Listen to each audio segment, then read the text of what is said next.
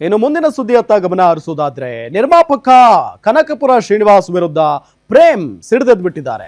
ಶ್ರೀನಿವಾಸ್ ಮೇಲೆ ಫಿಲಂ ಚೇಂಬರ್ಗೆ ದೂರು ಕೊಟ್ಟಿದ್ದಾರೆ ಜೋಗಿ ಪ್ರೇಮ್.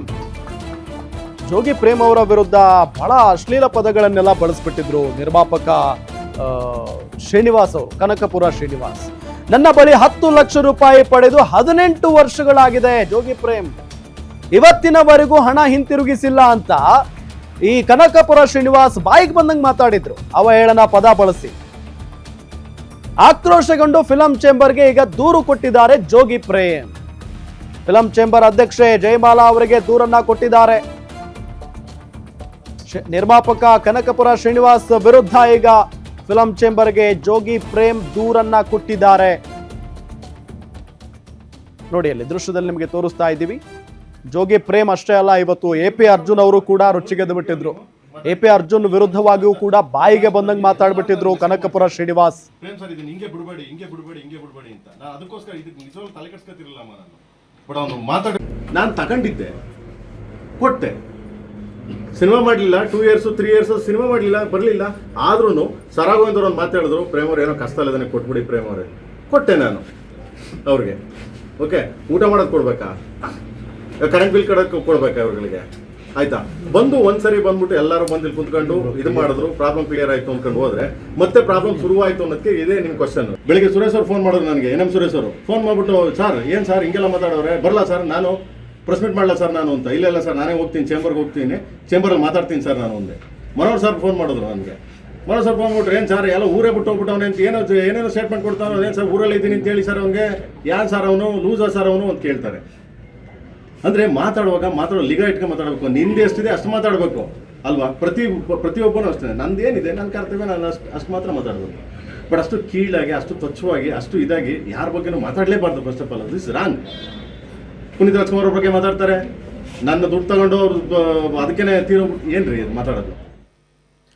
ಇದೇ ವಿಚಾರಕ್ಕೆ ಸಂಬಂಧಪಟ್ಟಂತೆ ಡೀಟೇಲ್ಸ್ ಕೊಡ್ತಾರೆ ನಮ್ಮ ಫಿಲಂ ರಿಪೋರ್ಟರ್ ಕೀರ್ತಿ ಪಾಟೀಲ್. ನೇರ ಸಂಪರ್ಕದಲ್ಲಿ ಜಾಯ್ನ್ ಆಗಿದ್ದಾರೆ. ಕೀರ್ತಿ ಪಾಟೀಲ್, ಮೊನ್ನೆ ಬಹಳ ಆಕ್ರೋಶಕ್ಕೆ ಕಾರಣ ಆಗಿತ್ತು ಕನಕಪುರ ಶ್ರೀನಿವಾಸ್ ಅವರ ಮಾತುಗಳು. ಇವತ್ತು ಜೋಗಿ ಪ್ರೇಮ್ ಈ 10 ಲಕ್ಷದ ವಿಚಾರಕ್ಕೆ ಸಂಬಂಧಪಟ್ಟಂತೆ ಏನ್ ಸ್ಪಷ್ಟನೆಯನ್ನ ಕೊಟ್ಟಿದ್ದಾರೆ, ಡೀಟೇಲ್ಸ್ ಕೊಡ್ತಾ ಹೋಗೋದಾದ್ರೆ?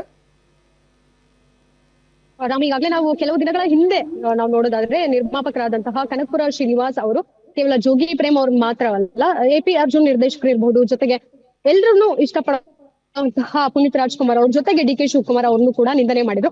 ಅದರಲ್ಲೂ ಸಹ ಸಾರ್ವಜನಿಕವಾಗಿ ಪ್ರೆಸ್ ಮೀಟ್ ಅಲ್ಲಿ, ಅಂದ್ರೆ ಅವ್ರದ್ದೊಂದು ಸಿನಿಮಾದ ಸುದ್ದಿಗೋಷ್ಠಿ ಇತ್ತು, ಆಡಿಯೋ ಲಾಂಚ್ ವೇಳೆ ತಮ್ಮ ಸಿನಿಮಾವನ್ನ ಹೊರತುಪಡಿಸಿ ಕನ್ನಡ ಚಿತ್ರರಂಗದ ಬಗ್ಗೆ, ಒಳಿತಿನ ಬಗ್ಗೆ ಮಾತಾಡ್ತಿದ್ರು. ಹೌದು, ಆದ್ರೆ ಇದರನ್ನೆಲ್ಲ ಹೊರತುಪಡಿಸಿ ಅವ್ರ ಹಿಂದೆ ಆದಂತಹ ಸಿನಿಮಾದ ನಷ್ಟದ ಬಗ್ಗೆ ಅವರು ಮಾತನಾಡೋ ಸಂದರ್ಭದಲ್ಲಿ ಎಲ್ಲೋ ಅವರ ಫ್ಲೋ ನಲ್ಲಿ ಇರಬಹುದು, ಅಥವಾ ಅವ್ರು ಬೇಕಂತ ಮಾತನಾಡಿದ್ರು, ಅವರ ಮನಸ್ಥಿತಿ ಸರಿ ಇರ್ಲಿಲ್ವೋ ಏನೋ. ಆದ್ರೆ ಹಿಂದೆ ಆದಂತಹ ಒಂದಷ್ಟು ಘಟನೆಗಳನ್ನ ಅವರು ಮಾತಾಡ್ತಾ ಹೋದಂತಹ ಸಂದರ್ಭದಲ್ಲಿ ಒಂದಷ್ಟು ಅವಾಚ್ಯ ಶಬ್ದಗಳನ್ನ ಅವರು ಬಳಸಿರುವಂತದ್ದು. ಅದರಲ್ಲೂ ಸಹ ಜೋಗಿ ಪ್ರೇಮ್ ಅವ್ರಿಗೆ ನನಗೆ ದುಡ್ಡು ಕೊಡ್ಬೇಕಿತ್ತು, ಕೋಟಿ ಗಳಿಸಿದ್ರು ಸಹ ಇವತ್ತಿಗೂ ನನ್ನ ದುಡ್ಡನ್ನ ವಾಪಸ್ ಕೊಟ್ಟಿಲ್ಲ, ನನ್ನ ಋಣದಲ್ಲಿ ಇದ್ದಾರೆ ಅನ್ನುವಂಥದ್ರ ಹೇಳಿಕೆಗಳಿರ್ಬೋದು. ಜೊತೆಗೆ AP ಅರ್ಜುನ್ ಅವರಿಗೆ ಒಂದಷ್ಟು ಅವಾಚ್ಯ ಶಬ್ದಗಳನ್ನ ಬಳಸಿರೋದ್ರಿಂದ ಇವತ್ತು ಅವರು ಸಹ ಆಕ್ರೋಶಗೊಂಡು ಫಿಲ್ಮ್ ಚೇಂಬರ್ಗೆ ಆಗಮಿಸಿ ನೂತನ ಅಧ್ಯಕ್ಷರಾಗಿರುವಂತಹ ಜಯಮಾಲಾ ಅವ್ರ ಹತ್ರ ಕೇಳ್ಕೊಂಡಿರುವಂತದ್ದು, ಜೊತೆಗೆ ಮನವಿಯನ್ನು ಕೂಡ ಮಾಡ್ಕೊಂಡು ಕಂಪ್ಲೇಂಟ್ ಕೂಡ ಫೈಲ್ ಮಾಡಿರುವಂತದ್ದು ಕನಕಪುರ ಶ್ರೀನಿವಾಸ್ ಅವರ ಮೇಲೆ. ಯಾವುದೇ ಕಾರಣಕ್ಕೂ ನಾವು ಕನ್ನಡದ ಚಿತ್ರರಂಗದಲ್ಲಿ ನಿರ್ದೇಶಕರಾಗಿದ್ವಿ, ಇಷ್ಟು ವರ್ಷದ ಜರ್ನಿ ನಮ್ದಿದೆ, ಏನೇ ಇದ್ರು ಮಾತುಕತೆ ಕೂತ್ಕೊಂಡು ಮಾತಾಡ್ಬೇಕು, ಸಾರ್ವಜನಿಕವಾಗಿ ನಮ್ಮನ್ನ ನಿಂದನೆ ಮಾಡುವಂತದ್ದು, ಈ ರೀತಿ ಪದಗಳು ಹೇಳುವಂತದ್ದು ಯಾವುದಕ್ಕೂ ಸಹ ಸೂಕ್ತ ಅಲ್ಲ. ಅದರಲ್ಲೂ ಸಹ ನಮ್ಮೊಟ್ಟಿಗೆ ಇವತ್ತು ಅಪ್ಪು ಅವರಿಲ್ಲ, ಅವ್ರ ಬಗ್ಗೆ ಮಾತಾಡುವಂತದ್ದು ಎಷ್ಟು ಸರಿ? ನಾನೇ ಚಿತ್ರರಂಗದಲ್ಲಿ ಅವ್ರನ್ನ ಕರ್ಕೊಂಡ್ಬಂದೆ ಬೆಳೆಸಿದೆ ಅನ್ನುವಂಥದ್ದು ಹೇಳಿಕೆಗಳು ತುಂಬಾ ರಾಂಗ್ ಸ್ಟೇಟ್ಮೆಂಟ್ ಅನ್ನುವಂಥದ್ದನ್ನ ಜೋಗಿ ಪ್ರೇಮ್ ಅವ್ರು ಹೇಳಿರುವಂತದ್ದು. ಅದರಲ್ಲೂ ಸಹ ಅವ್ರ ಹಿಂದೆ ಕೊಟ್ಟಂತಹ ಅಡ್ವಾನ್ಸ್ ಪೇಮೆಂಟ್ ಏನಿತ್ತು, ಅಂದ್ರೆ ಅಪ್ಪು ಅವ್ರಿಗೆ ಸಿನಿಮಾ ಮಾಡ್ಬೇಕಿತ್ತು, ಡೈರೆಕ್ಷನ್ ಮಾಡ್ಬೇಕಿತ್ತು, 3 ವರ್ಷ ನಾನು ಖಾಲಿ ಕೂತಿದ್ದೆ, ದುಡ್ಡನ್ನ ಅಡ್ವಾನ್ಸ್ ಪೇಮೆಂಟ್ ಮಾಡಿದ್ರು ಹೌದು, ಆದ್ರೆ 3 ವರ್ಷ ಅವ್ರು ನನಗೆ ಕಥೆನ ಹೇಳಿದ್ದಾದ್ಮೇಲೂ ಸಹ ಅವ್ರು ಮುಂದೆ ಬರ್ಲಿಲ್ಲ. ಸೊ ಆ 3 ವರ್ಷ ನಾನ್ ಖಾಲಿ ಗ್ಯಾಪ್ ಅಲ್ಲಿ ಇದ್ದೆ. ಸೊ ಅಂತ ಸಂದರ್ಭದಲ್ಲಿ ನನಗೂ ಕೂಡ ಸಿನಿಮಾ ಮಾಡೋಕಾಗ್ಲಿಲ್ಲ. ಸೊ ನನ್ನ ಹೊಟ್ಟೆ ಬಟ್ಟೆಗಿರ್ಬಹುದು, ನನ್ನ ಹೆಂಡತಿ ಮಕ್ಕಳನ್ನ ಸಾಕಕ್ ನನಗೂ ಕಷ್ಟ ಆಗಿತ್ತು ಅನ್ನುವಂಥದ್ದನ್ನ ನಿರ್ದೇಶಕರಾಗಿ ಅವ್ರ ಅಳಲನ್ನ ಅವ್ರು ತೋಡ್ಕೊಂಡ್ರು.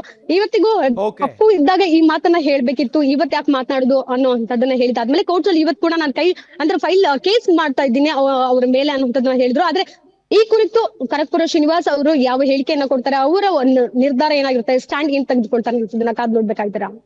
ಥ್ಯಾಂಕ್ ಯು ಕೀರ್ತಿ ಪಾಟೀಲ್, ತಮ್ಮೆಲ್ಲ ಮಾಹಿತಿಗಾಗಿ.